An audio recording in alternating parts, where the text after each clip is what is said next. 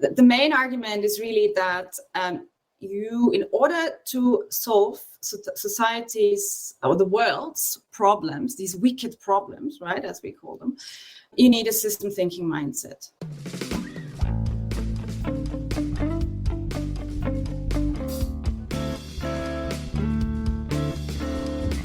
Welcome to the Green Urbanist, a podcast for urbanists fighting climate change. I'm Ross.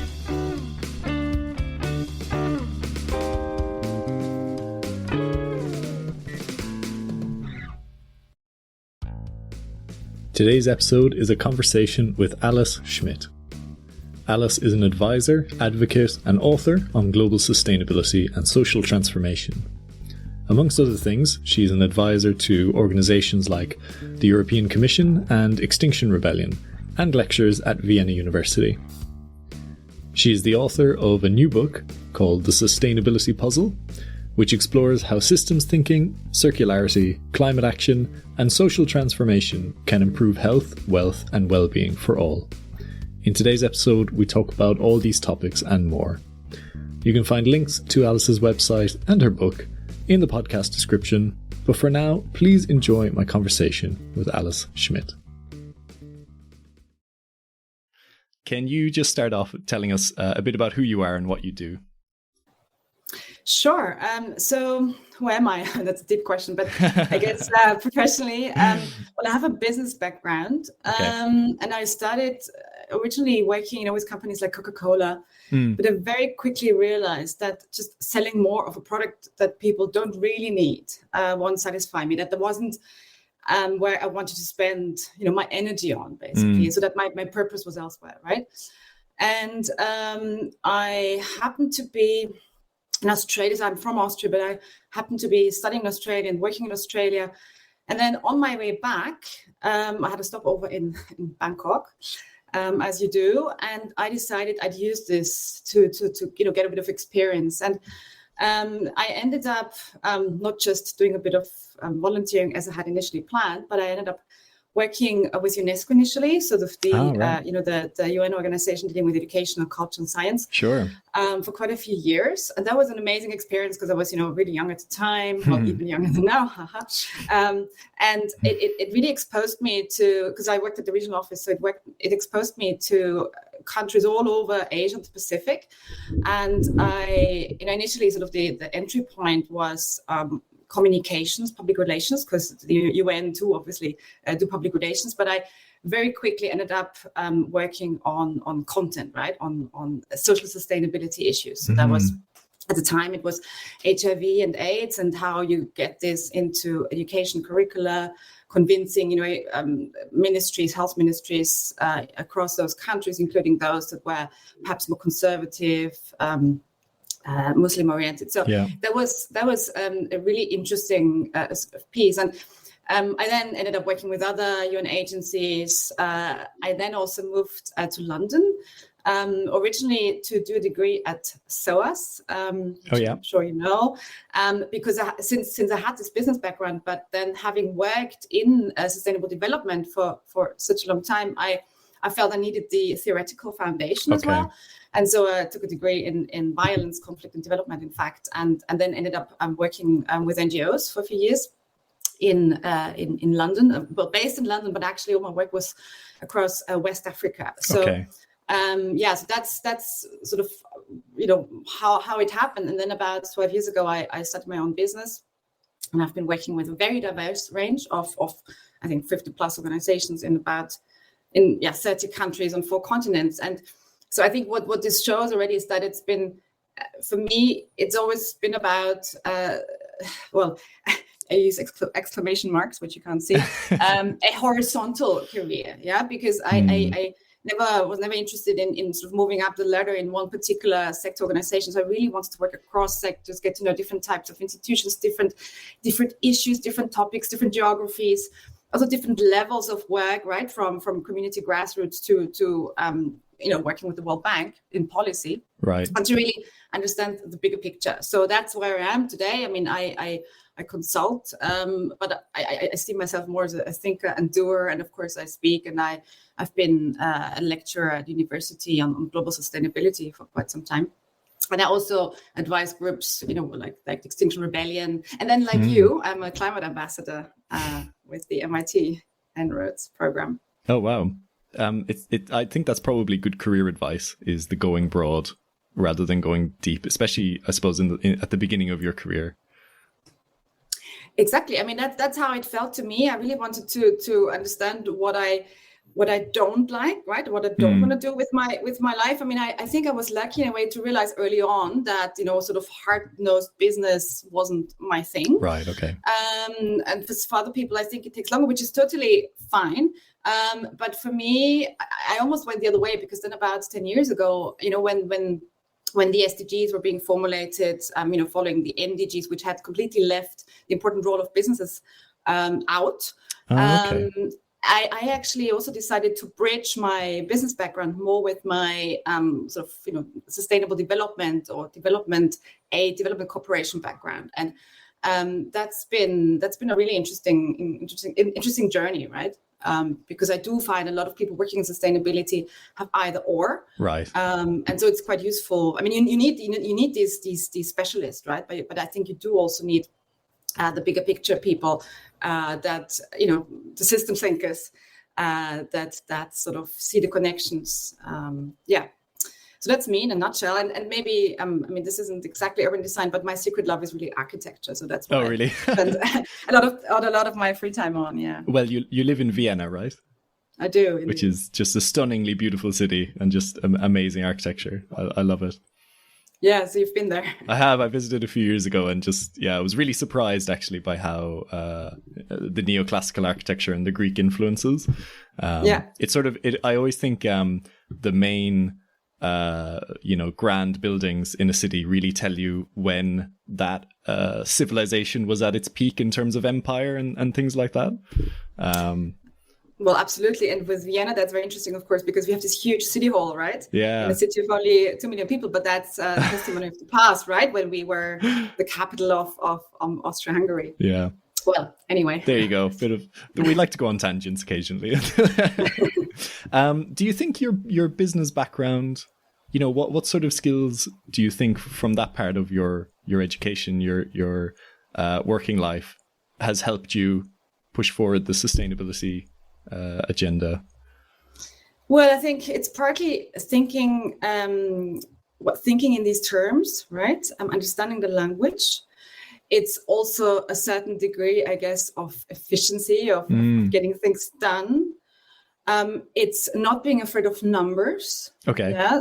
And also talking about costs. I mean, I don't claim to understand all of it or to be an economist or an expert in economy, but I think the things are so related, and that's just really important to understand where businesses are coming from, right? To understand what their goals are, but then to see what the entry points can be in convincing them to go broader and deeper, and also look at their purpose and their responsibility for societal progress. Yeah.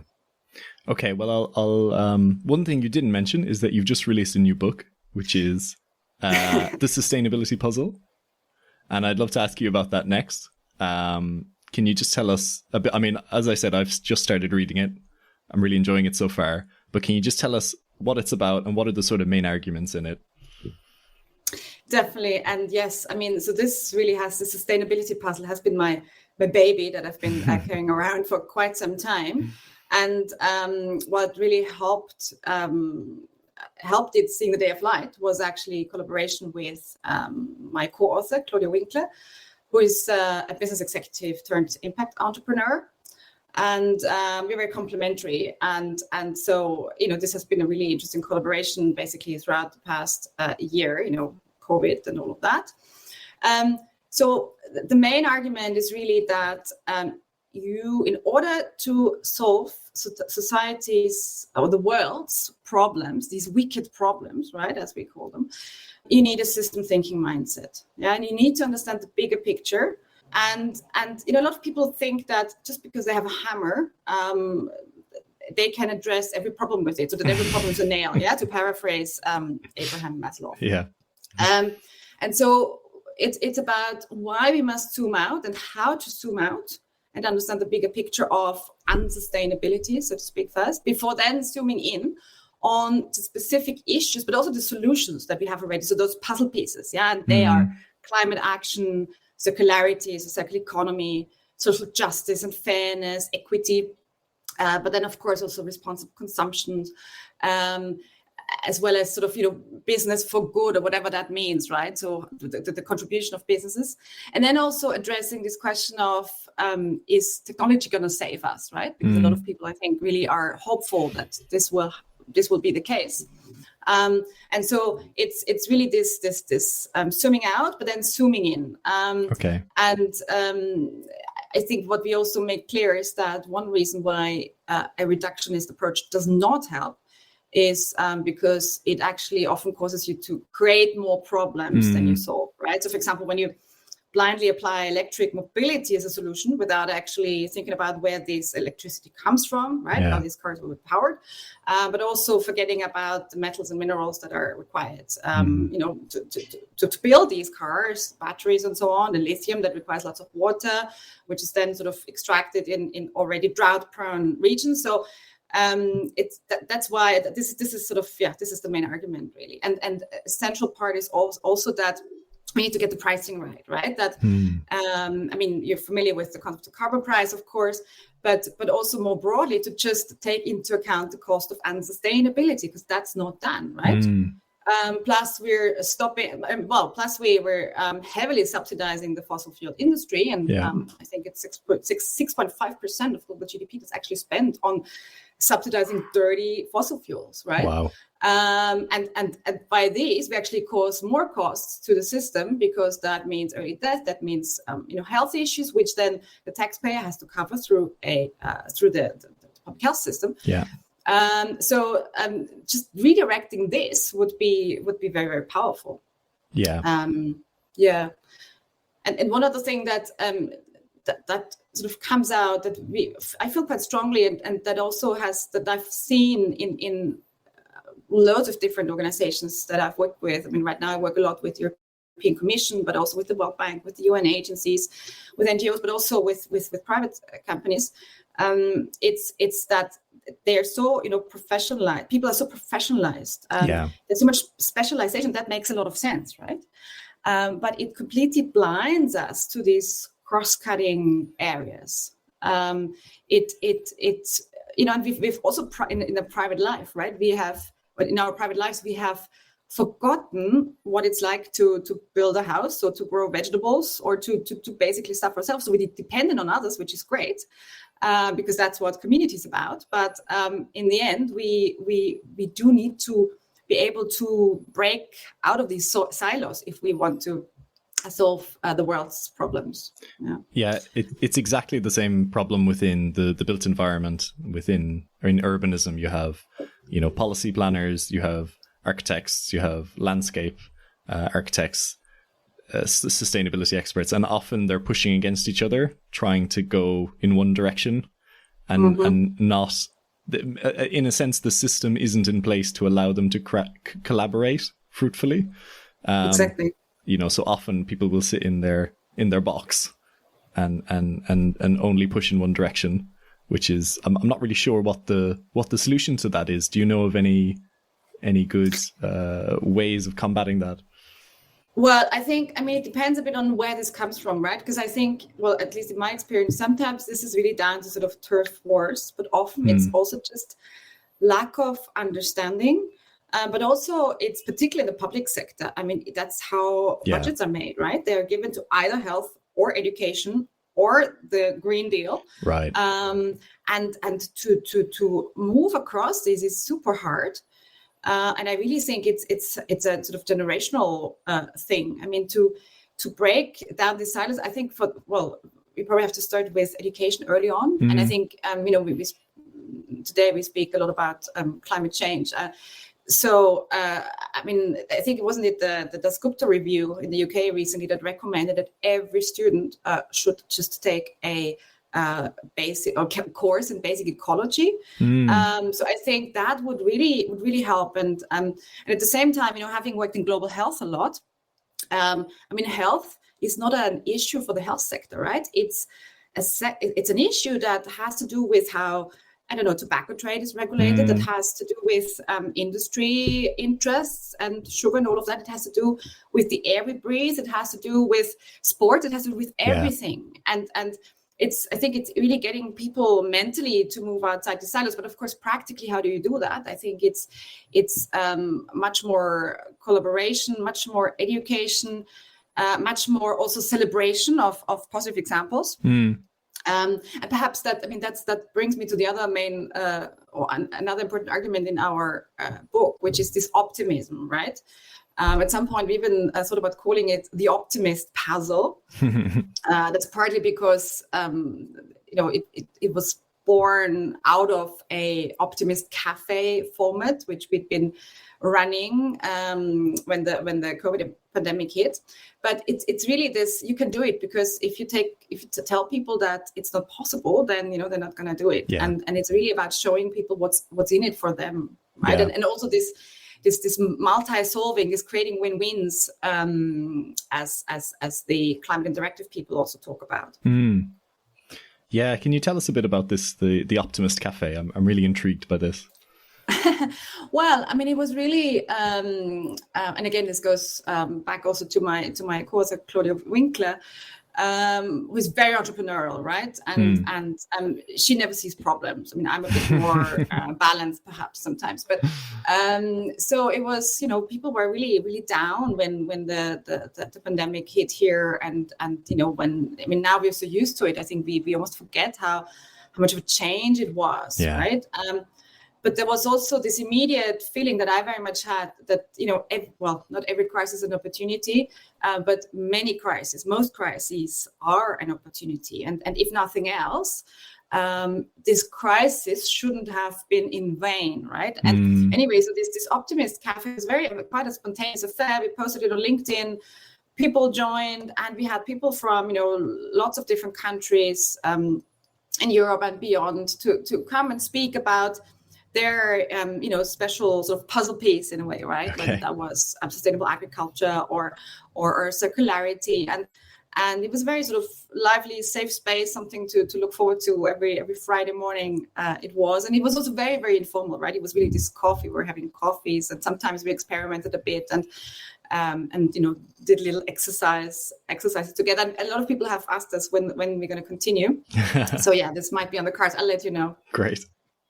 No, it's a great idea. I want to come back to this topic of systems thinking, which is something that fascinates me. And I will, when this episode comes out, I will have released my own introduction to systems thinking episode, which is based Wonderful. A little bit on my own reading and I'm on the beginning of my journey in understanding the systems thinking approach. So I would love to hear from you, why is it that this is so important? And maybe you can give us some practical examples of, how you apply that in your work. Well, so, I mean, first of all, I should say that I've learned over the past years that some people are born system thinkers and others are not, right? Personally, because I'm a system thinker, I really very naively perhaps assumed that everyone thought like this, or to put it differently, I was always very surprised when people just, really just focused on their own issue, their own solution, and I couldn't understand it until I realized it. So maybe I'm late. I'm naive. I was naive, but I think this is important to understand, right? For some people, it comes natural and they do it and it happens. Yeah.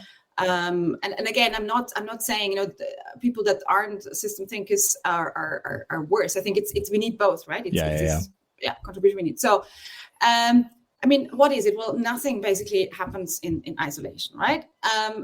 And so system thinking is really the only way to understand problems we're facing, particularly the large complex problems. I mean, there are simple problems for which you don't need system thinking, right?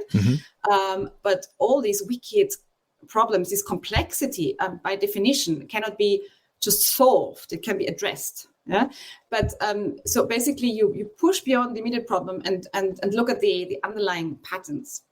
Yeah, and you look at how different factors combine to make something better or worse or different, right? And what I like to think of this toolbox that system thinkers have at hand, right? Where they explicitly look for interconnectedness, for connections, for links, right, between different issues, where they move away from this linear thinking to much more sort of circular approach, where they, I mean, I've mentioned this, but I think this is really important, where they stop thinking and working in silos on sectors just because someone at some point defined them that way. Right. Yeah. Where it's not about looking at the parts, but about the wholes of, the entire puzzle in its entirety. It's about synthesis. First you do need the analysis, but then you need the synthesis. And I think this toolbox is really handy.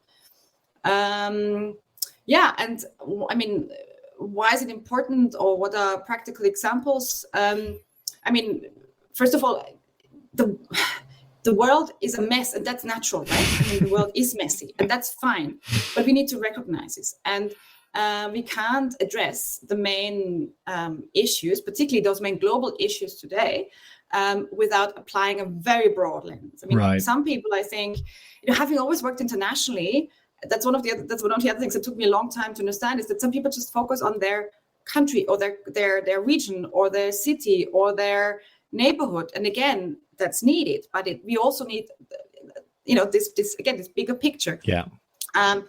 And sometimes, I mean, I think it's really to ensure that the good is not in the way of the great. Yeah, solutions can be great. This electric mobility example that I mentioned, but even just very simply, I mean, these compostable plastic cups, right? I try to refuse. Well, I refuse any sort of single-use plastic if I ever possibly can. But the other day, I was somewhere and I basically was handed this plastic cup, and I was like, "Oh my God, now what am I doing with this? I don't feel comfortable, right?" And then I looked at it, and I actually have it right here because I find it fascinating. So it says it's climate neutral. It says it's oil-free. It says it's compostable, and it says it's recyclable. Okay. Right? And that might all be true. It's it has number 7, which means that it's sort of made from natural materials. Okay. And in theory, it's probably compostable, but that doesn't mean you can actually throw it on your, what do you call it, like the compost heap, right? Yeah. That it's not gonna work there. I mean, my partner and I are actually having an experiment on that, with all these products that claim to be compostable. At the same time, I know that in the local recycling system here, I can't just, recycle it with plastic. So what do I do? Yes. And this just basically is one example that shows we need to think about the entire system, right? Yeah. We need, it's great that someone produces compostable plastic, but then we need to know how to recycle it, what to do with it.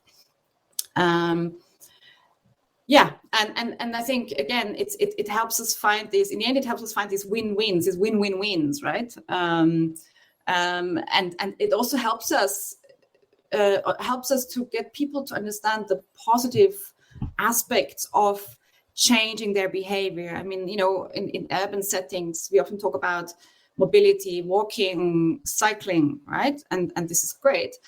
But for some people, it sort of the message stops there, right? You should not take your car. But actually, when we tell them that walking or cycling improves both their fitness, so their physical health, it improves their mental health. It also means that there can be more green space can be added. It also means that they cost the taxpayer less. It means if lots of people do this, there'll be more money for I don't know, investing in beautiful parks or bicycle lanes or whatever it is. Sort of so I really think system thinking helps us to to understand the positive impacts that then make it easier to communicate these kind of things to people. Yeah. Have you found in your obviously worked internationally in Asia and Africa, also Europe, do you find different how do I phrase this properly? Sort of different cultures embrace systems thinking more than others? Well, that's a very big question. Yeah. I think it's perhaps hard to answer without a specific study meant. But sure, what's I think very clear is that this the way we live today, the modern world, of course, has removed us from being close to nature as a system, right? And what you have to explain to children today, who sometimes only know nature, through an app or from the computer, is still very, very obvious, I think, to children in other places, particularly in developing countries. And this whole circularity thing, right? I mean, we have amazing recycling systems, partly, if that. But it's something that needs to be set up, that needs to be explained. Whereas in poorer countries, in Africa, you see this all the time, where waste, the concept of waste, is a very, very different one, right? I mean, waste is a societal concept, and a lot of what we consider waste is very much precious resource, right? For people elsewhere. So the upcycling, the reuse, the avoiding of waste becomes very, very natural, I think, to people elsewhere. And I don't know if we can now call them system thinkers, but I think it's sort of, I do think this that we in the West, or whatever we want to call it, right, the global North, the West, whatever, is sort of the most politically correct. We are really blinded to all of this, so we've lost a lot of this. And by the way, a few generations ago we had it, right? I mean, I don't think my parents, or I mean, it was normal to have your shoes fixed, right? Yeah, it was normal to take care of things. It was normal to buy something, expect it to be of high quality, and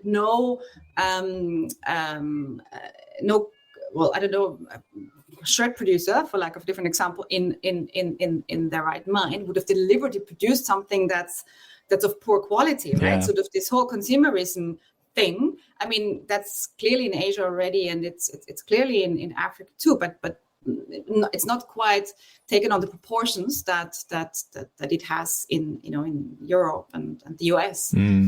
So I think there's a lot we can learn from developing countries. And that's very well said.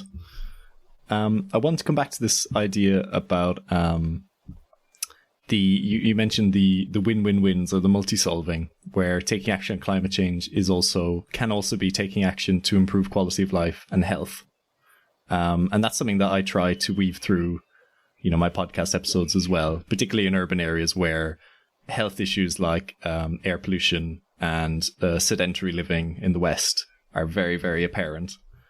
Can you expand on that a little bit? What do you think are the sort of key winning key places where we can get these wins?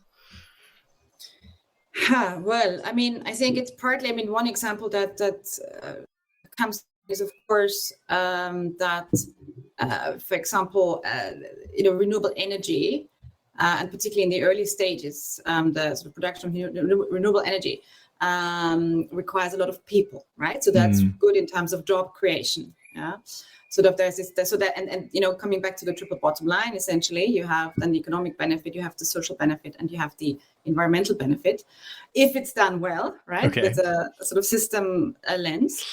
I think it's also the sharing. I mean, the sharing economy is a lot of different things, right? And there are pros and cons, and a lot of what is called sharing isn't exactly different from renting, or from what used to be called renting. Like, we all know the issues with Airbnb and Uber and so on. But this idea of sharing, I think, is a simple one again, but it's great, because I don't need to own my lawnmower or my car or my whatever machine if I can actually borrow it from neighbors, and thereby again benefit the sort of the social by engaging more with my community.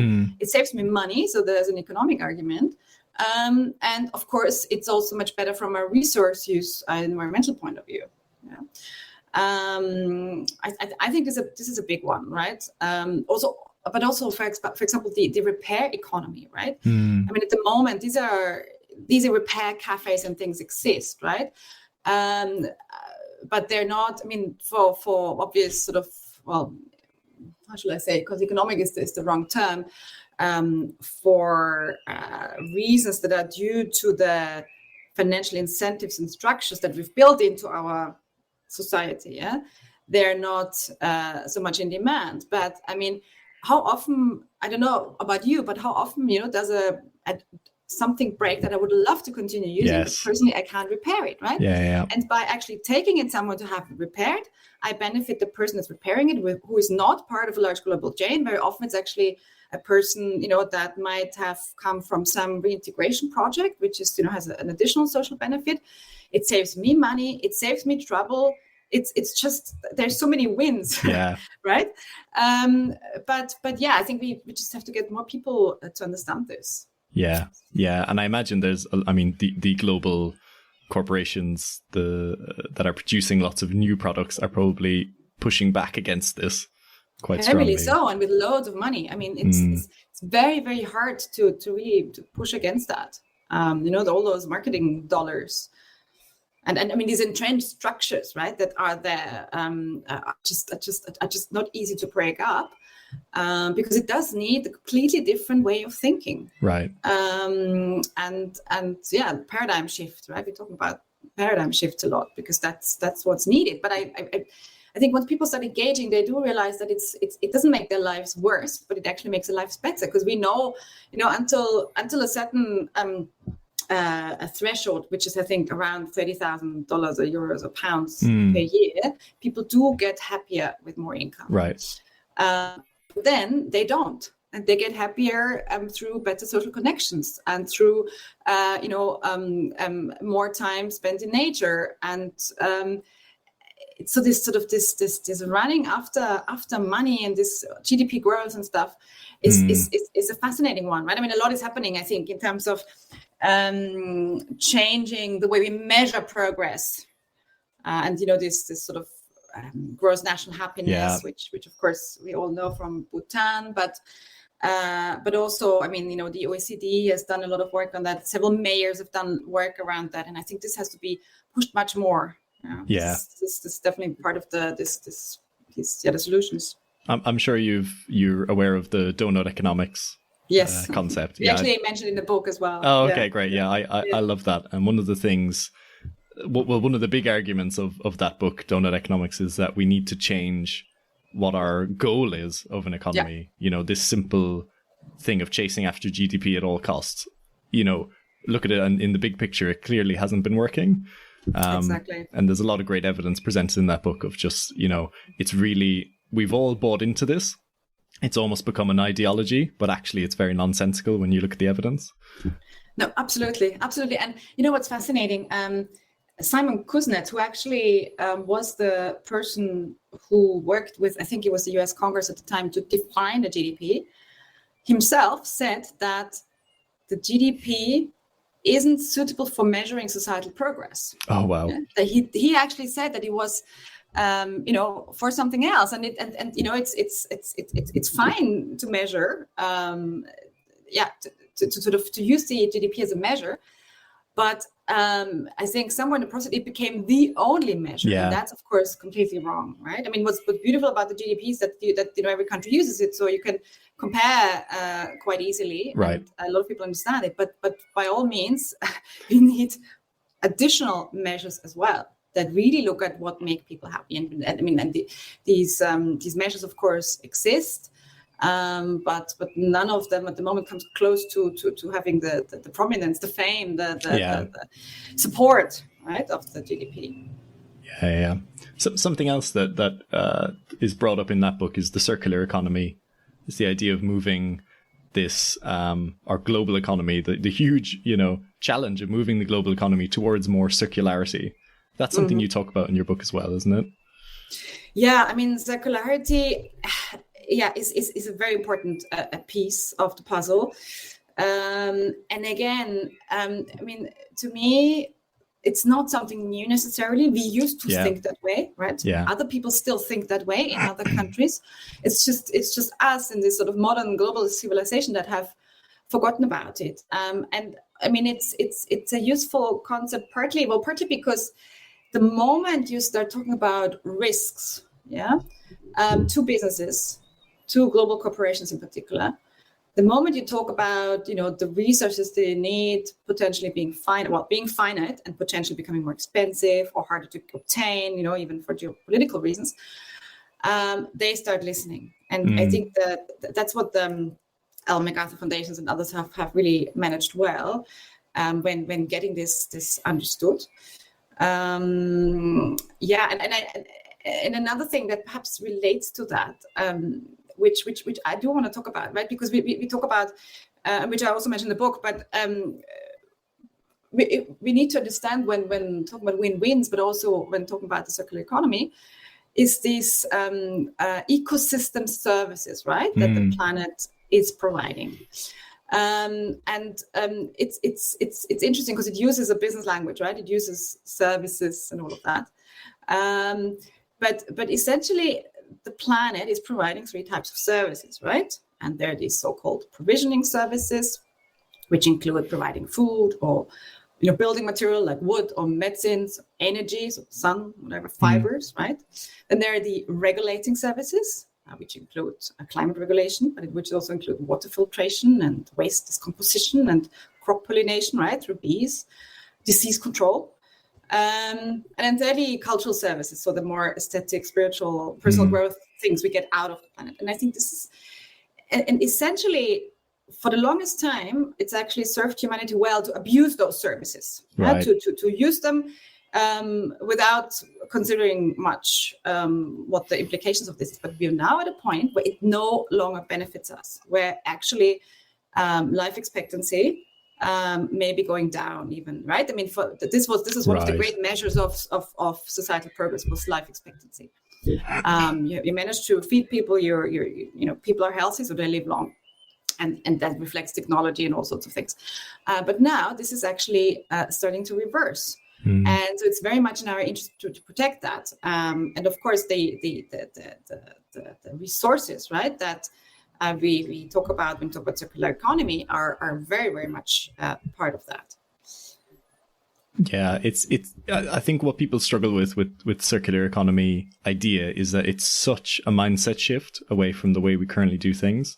If you think about a typical industrial process, it's extract materials, produce a product, send it out into the marketplace, and then the waste just goes somewhere else where we don't want to think about it. And more, the waste from Europe is getting, or certainly from the UK, is getting shipped to Africa, where it's sort of, we sort of wash our hands of it and say, well, we've put it away somewhere else, someone else will deal with it.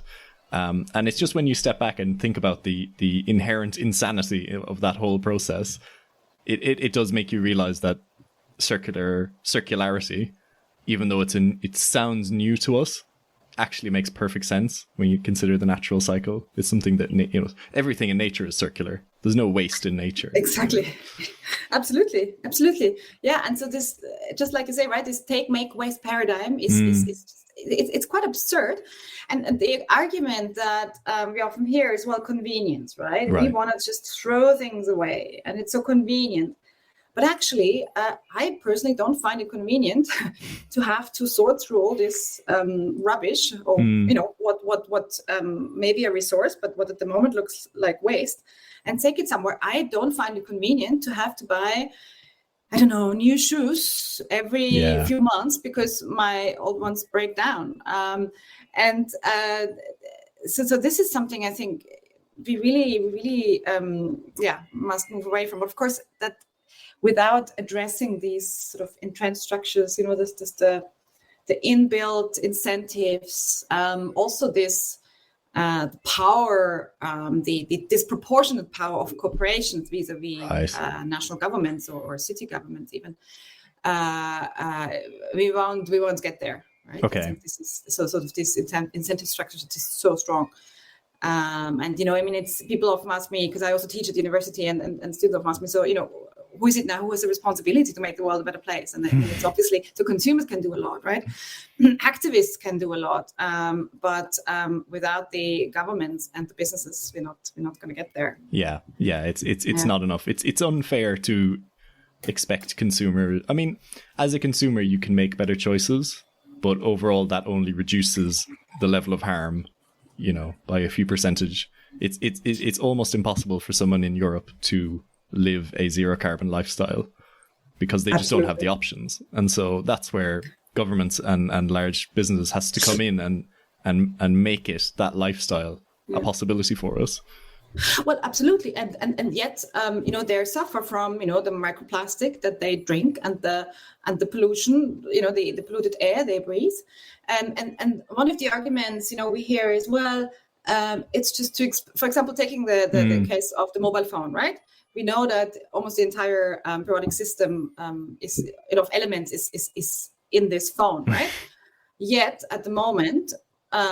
So it's possible to recycle it. It's possible to take these out, but apparently it's just about worth €1, £1. Okay. Yeah?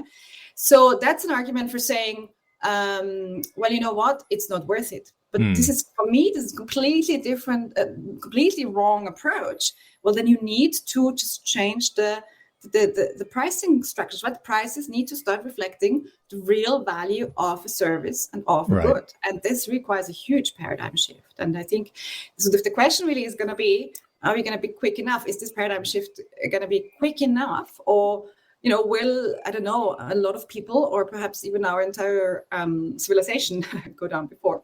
As I said, I'm an optimist, but I really think this sort of self-interest argument is an important one. People need to start understanding that they're harming themselves already, right? And that it's already having a negative impact. It's not just something for the future. It's something that's hitting them right now, right there.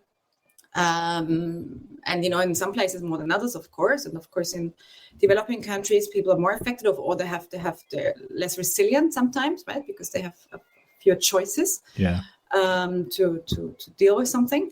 Like a natural, well, we call them natural catastrophes, but many of them are actually, human influenced natural catastrophes like floodings or landslides, whatever. So I think the language also needs to change. That's something. And coming back to the education point, just this basic ecology, this basic understanding of nature, but also the experience of nature, right? Because too many people still think that we're saving the planet for the planet's sake. They don't understand that we're saving our own asses. I'm sorry for my language, but that's really what it is. Yes, I totally agree. I think the language around that is really important because often you hear people talk about saving the planet or killing the planet, and actually that's just false. I mean, the planet, if humans disappear tomorrow, the planet will happily keep revolving for another billion years. So we need to, as you say, put it in a self-interested perspective and say, actually, we need to save ourselves because all we're doing right now is harming ourselves. Yeah, that's exactly it. And I think air pollution is one example that sometimes sort of is a wake-up call for people because once they hear that 20,000 people die each day, right, from air pollution, that's about 7 million per year. Wow. That's a lot. Incredible. I mean, that's many more that have died from COVID so far, right? Yeah. And it just happens. And it's not just, the people die. People get very, very sick. Yeah. Because air pollution actually affects not just the lungs, but also, all other vital organs pretty much. And there needs to be much more understanding of these kind of issues, right? Yeah. Yeah, I think air quality is a particularly insidious one because we all have a certain amount of control over our behaviors, what we eat, how we exercise, whether we smoke, whether we drink alcohol. But if the air you breathe is dirty, there's nothing you can do about that. Except, I suppose, wear a filter mask, but you can't do that 24/7 either. So exactly, and it's similar, with dirty water or food that's full of pesticides, right? Yeah. I mean, I think food is another way to reach people. Because people, a lot more people do care about what they eat. Of course, that's partly an affordability question, but it's not that entirely. So again, I think we keep coming to that point, right? It's really to show people what's in it for them, to not expect people to act in an altruistic way. I mean, that's nice, and a lot of people do, and a lot of people, see it as an ethical kind of responsibility to do the right thing. Yeah. again, exclamation marks. No, not exclamation marks. Quote marks. Thank you. Quote marks. To save the planet. Yeah.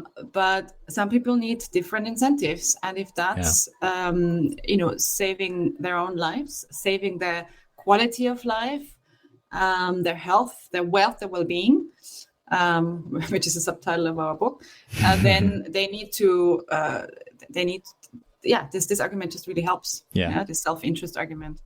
So a few minutes ago, you mentioned off the cuff about the potential end of civilization, which is also something you begin your book with. Please expand a little bit on that. What do you mean? Yeah, I mean, well, I love these kind of figures, right? So someone from the University of Oxford calculated that it's sort of the average lifespan of a civilization is 336 years, if I'm not mistaken. Okay. Doesn't sound like very long. No, it doesn't sound like very long at all, right? And I mean, I think this is it. Well, I think this is a very real risk, right? Other civilizations have died. The ancient Greeks, the Romans. I mean, they had amazing achievements. They were in some ways, ahead of us. Yeah. And but sort of the greatness doesn't protect you from collapse. And I think I would also argue that this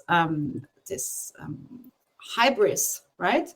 That this feeling that we're invincible, we're the most amazing civilization that's ever existed, which I think a lot of people feel, is actually blinding us to the very real risks that we're facing. Yeah, and I mean, I think we shouldn't get up on the civilization collapse per se, because then we can start defining what's a civilization, what's an empire, right? But could it even be humanity entirely, right? That goes. I mean, it's a possibility. But even if it's just one village, right? And this happens because of, say, rising sea levels, right? Or some countries that are very much affected. Island nations. No, exactly. And this is also where I think this sort of the old sort of national political borders that we have in mind just really aren't helpful anymore, because these are global issues and we need to talk about and we need to solve them globally. There is no way around this, and this requires an unprecedented level of collaboration. I don't know if this old idea of the world government. I mean, I do think that its time will come.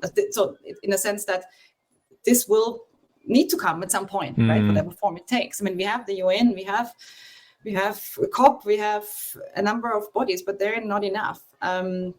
So yeah, I mean, it's quite a journey, and it will be more of a journey, I think. Yeah, and I mean, on the what this research on civilization collapse finds is also that climate change actually was one of the reasons for collapse. Right. Injustice, social injustice was one of those reasons. And this just sounds so familiar. And I bet you those Romans and Greeks also thought they were, amazing and wouldn't ever go down. I don't think they had, their expiry date in mind. So yeah, I think we need to be much more humble, much more humble when it comes to our role vis-a-vis nature and the planet and the system, and the entire planetary system, of course. I think that segues nicely into the final question, which I like to ask all guests the same question, because I always get a different answer, which is that we're obviously at this pivotal moment for climate change, taking action on climate change. So what, from your perspective, what do you think needs to happen or needs to change over the coming years to really set us on the right course? Yeah, I mean, so, moving to Mars is not the option. I mean, clearly, to make Mars a welcoming place is going to take, I don't know, gazillion times more effort than keeping planet Earth a place that's welcoming and provides for our needs and continues to provide services to us humans. So, yes, I mean, we are at this pivotal moment. We are running out of time. But there is still time to prevent the worst. There is a time to sort of save our civilization, if you will. First of all, everybody needs to understand the urgency of the issue and to understand what's in it for them, right? So it's moving into crisis mode. We need people to understand that it's not 5 to 12, but 5 past 12 or 3 past 12, perhaps. And beautifully, I mean, the COVID crisis, has just shown that if people want, they can totally take very, very drastic action. So I see it as a bit of a litmus test. Yeah, it wasn't that we passed it with flying colors in terms of global collaboration or even just collaboration within the European Union, but it shows us that this is possible, right? Well, then next we need to really change our mindsets, our paradigms, right? We need to many more people to understand that more money doesn't make them any happier, right? From a certain point onwards, but actually intact nature does. Yeah. We need to break up we need to stop subsidizing the fossil fuel industry, breaking up these system structures, also making them transparent, because this is something that a lot of people, I think, don't know yet. And then really, really importantly, we need to go much, much further in calculating the cost of inaction, and pricing this into whatever it is we buy. And there are actually studies that show that that climate action can pay for itself. So the investments necessary, right, to keep climate change at bay, pay for themselves when you consider just the healthcare costs that climate change causes. Right. Yeah? So this economic argument, when yes, for an individual business, it might not be immediately obvious. It might be more obvious in the longer term. But for us as a society, it's just extremely clear, right? That this cost and pricing thing is something we need to really, really sort of true cost accounting, right? This is really something we need to get much, much better at. I talked about education a lot. I think that's a really, really important point. And I would just add that I don't think we should wait until people go to university, and not everybody does go to university. So it's really starting with kindergarten and primary school and starting with the teachers, right? I mean, there tends to be a bit of a time lag. The teachers teach our children and the teach at university were educated sometimes, 10, 20, 30 years ago themselves by people who were educated even earlier. Right. And if they sort of carry those paradigms forward, change is going to be really, really slow. Yeah. Right? And then I do think we need these strong governments that are able to resist corporate lobbying, right? And I some corporations are great, but it's just the fact that over the last 10, 15 years, corporations have become so much more powerful, right? In terms of data, in terms of when you compare GDPs, for example, with annual turnovers, right? You have many more corporates now in the list of the top 100, right? If you look at sort of the world's largest economic entities, yeah. There used to be, mostly countries, and then you had a few corporations. Now corporations start making it in the top 10. Wow. Yeah, so this is really, and and also talking in terms of number of employees they have, right? I mean, Walmart, I think, has about 2 million employees. That's more than some countries have citizens. Incredible. Right? So this is really something. And then, of course, the power of cities, I think, needs to be recognized. I mean, there's a lot we can say about Boris, but he was clearly among the first to recognize that a lot of power is in the cities, right? It's the talent that moves there. It's the money that moves there. It's also that a lot of opportunity, right, in terms of making things efficient, energy friendly, etc., providing good services. So there's a great opportunity there.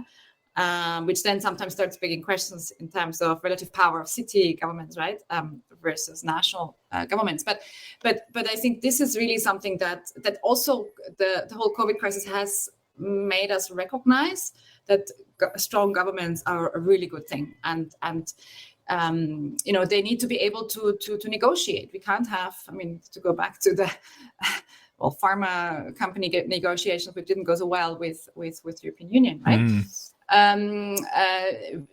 Governments need to be able to fulfill this stewardship role and to be in the driving seat. I think that's really important. And then, yes, finally, really this optimistic language, that I think is important. And also to not Well, sometimes, people that so far have very much worked, say in business, for example, right? And that they were feeling they were doing a great thing by, I don't know, selling more phone contracts or whatever it is. To really pick them up where they are. I don't know if this is in a proper English expression, but we use it in German a lot to really understand where they're coming from and to show them that even small changes are important. And that they can do it, and because I think sometimes, as environmentalists, I don't know if you're one. I mean, I sometimes call myself an environmentalist, but a bigger picture environmentalist forget about that too. Sometimes there's a lot of radical language, right, about systems change, which is really important.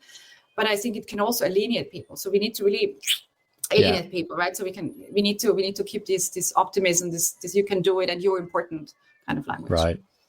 Amazing. That's loads of food for thought there. That's really great. Where can people find out more about you and your book? So I have a website, which is www.aliceschmidt.at. But more, so easier to remember by far, is sustainability-puzzle.org. Okay. This is where people can find out more about the book. They can get the electronic versions, Kindle or whatever, and they can get it on other platforms such as Amazon, but also a more sustainable platform called lulu.com.